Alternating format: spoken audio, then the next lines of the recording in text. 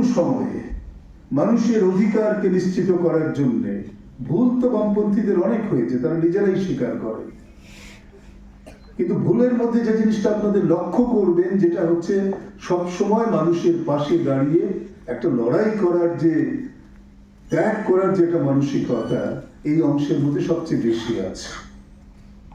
যে কারণে জরুরি অবস্থার সময় আমরা দেখেছি কাজকর্ম নিষিদ্ধ হয়ে গিয়েছে। আমি তখন খুবই ছোট ক্লাসে পড়ি, কিন্তু আমাদের মনে আছে আমরা তখন বেরিয়ে যেতাম বিভিন্নভাবে গোপনভাবে কাজকর্ম করার জন্য, আমাদের ছোট ছোট দায়িত্ব থাকতো।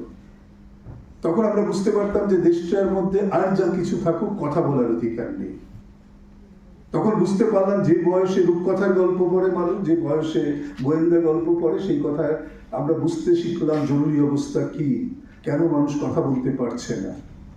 আমার মনে আছে 1977 সালের 2রা জানুয়ারি আমার স্কুলের মাস্টারমশাই, আমি একজন প্রাক্তন ছাত্রকে দেখতে পাচ্ছি, তিনি এখন নেই। তিনি দাঁড়িয়ে বললেন যে ভারতবর্ষে একটি নীরব বিপ্লব হয়েছে, ভারতবর্ষ একটি নতুন পর্বে প্রবেশ করছে গণতন্ত্রের জন্য। কেউ বুঝতে পারেনি, একদম নীরবে একটা বিপ্লব তৈরি হয়ে যায়। এইখানে গণপ্রতিরোধের ভূমিকা। মানুষ আক্রমণের সইতে সইতে, মানুষ তার অমর্যাদাকর অবস্থানকে বয়ে নিয়ে যেতে যেতে ভেতরে ভেতরে যখন ফুঁসে ওঠে, তখন পরিবর্তন আসতে বাধ্য হয়।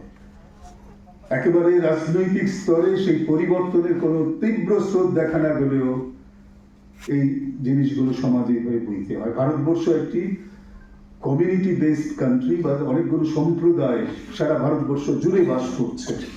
তাদেরও নিজস্ব কতগুলো নীতি আছে, তাদেরও নিজস্ব কতগুলো বিশ্বাস আছে, তাদেরও নিজস্ব কতগুলো গণতান্ত্রিক প্রক্রিয়ায় অংশগ্রহণ করার জন্য ধারা আছে। তারা সেই সব ধারাগুলোর মধ্যে সংযত হতে থাকে।